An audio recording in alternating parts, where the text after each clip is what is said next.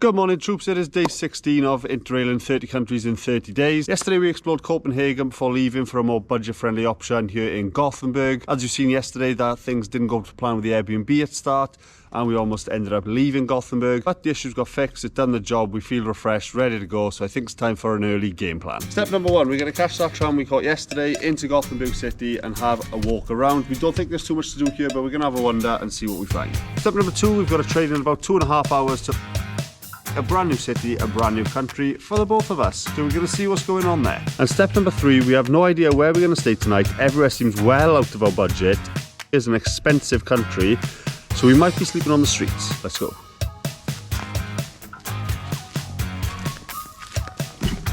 By the way, Kelsey is still with me. She is still alive. I just filmed that on my own.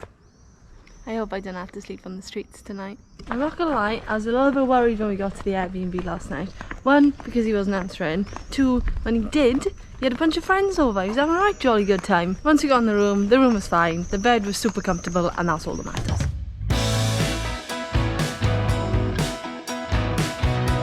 Doesn't seem like there's too much to do here in Gothenburg, especially in the centre. There does seem to be things further out, and it's not overly picturesque either. There are a few nice bits, but otherwise it's just a big city. Yeah.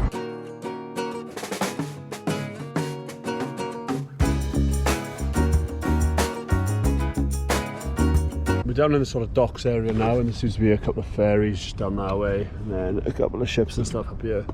And it's quite calming. I just want to take a second to talk about how draining this challenge is. We understand we set the challenge, and yeah, we knew it was going to be physically exhausting. It's the fact that it seems to be getting sort of repetitive in terms of we're visiting the capital city and we're seeing the sights. I know it's a different city with different sights and it's a different experience, but it's just the same every day. Once these expensive countries are out the way, we can look at doing more activity-based stuff where our money isn't going just on accommodation and food. That being said, I don't want to ramble on too much. We're going to head to the train station and we're going to go to Oslo.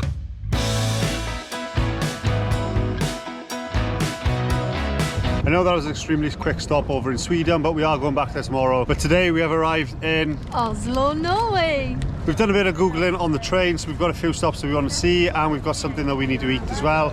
So yeah, let's just go explore. This is the train station here. The first thing you see when you come out is all these bikes, a little bit of a park area, and it's right on the Oslo fjord, which is just there with the ferries in the background. We're currently outside the Oslo Opera House, which is just behind me here, and they've currently got the Red Bull diving competition starting tomorrow, setting up here. So we're going to try and get on this roof and see if we can jump off now, Jane. We're going to try and get up the roof and just have a look. How weird is it that this is a building and we can just walk up this hill? That's so weird, isn't it? This is actually quite high up. It's a bit of a view up here. Yeah, this platform is where they're jumping off, and I think they're doing it today. I think the women's is today.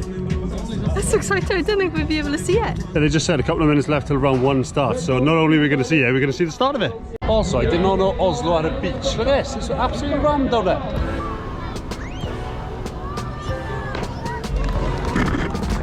Fair. That is high. She was in the air for ages. Whoa. It's crazy. They literally make no splash as well. They just go like... Okay, we could probably watch that all day, but we haven't got time for that, so we're going to head and check out some more stops.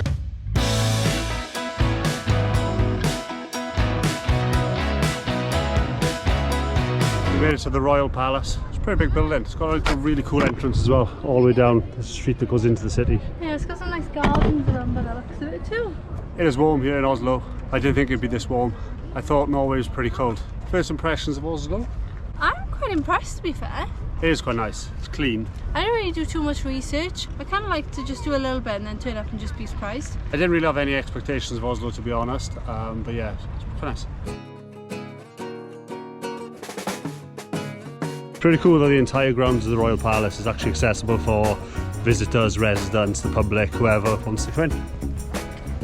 Whereas in Buckingham Palace, no chance. Can't go close, barely. We knew Norway was expensive, but in comparison, in Slovenia we paid 75 pence for a bottle of Coke. This bottle of Coke right here just cost us £1.89, and we're not even in the middle of the centre. It's crazy how in different countries they charge a different price for the exact same product, like, because it's It's Coca-Cola's product. It's not, I don't know, whatever. We're in a park, it's really nice.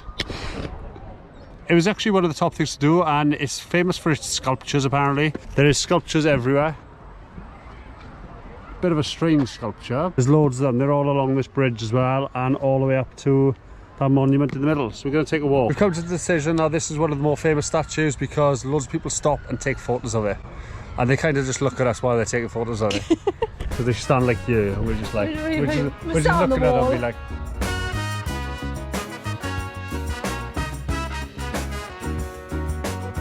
These are some pretty weird statues, and there's loads of them all the way across this bridge. We're at the centre monument now. The view up here is pretty good. It's definitely a really unique park, and it seems to bring quite a lot of visitors in. There's a lot of people here. Fun fact, one man made all these sculptures and there's over 200 of them all together.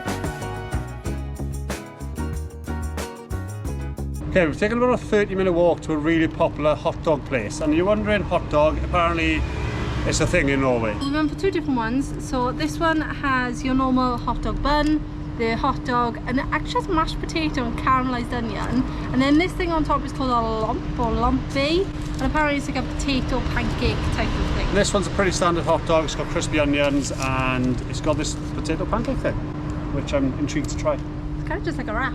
Yeah, but it feels like really thin and light. Thin, yeah. I feel like I need to take a bite of the sausage first because it's hanging out. Standard hot dog? Pretty standard hot dog. It's pretty standard. Really good. Yeah. Well, with the mashed potato. I never thought about a mashed potato and a hot dog. What a good idea. This one's pretty standard, but all in all, pretty good hot dog.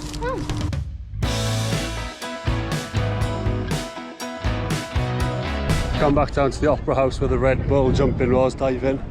It seems to have finished now. It's about 20 past 6. Look how high up it is. That's crazy. What are you doing?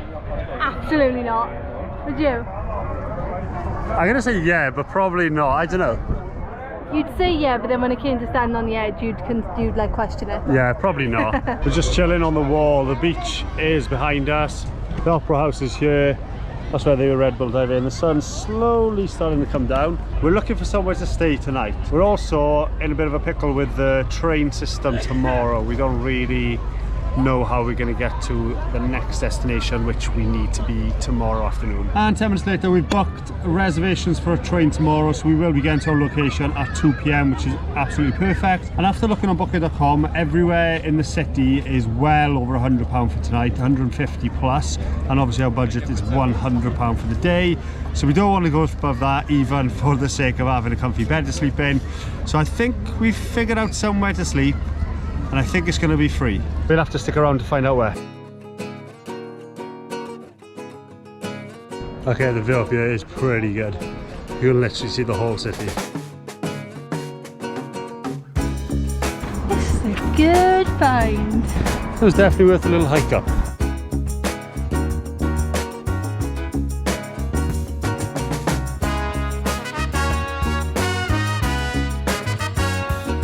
The sun has set and the time has come for us to try and find somewhere to sleep.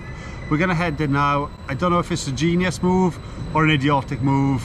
We're at the train station on the way. Basically, we're in a booth here in Starbucks coffee in Oslo airport. I've got to be honest, I was a little bit worried when Ash suggested sleeping in the airport, but the fact that we've bagged this corner seat and the woman's given us full approval to sleep here. It's currently 11 o'clock. The Starbucks doesn't open until 5, so we're going to try and get 5 or 6 hours sleep on here, and then we have a train early in the morning, so if we're still tired, we can sleep on the train. We will start day 17 tomorrow. Good night.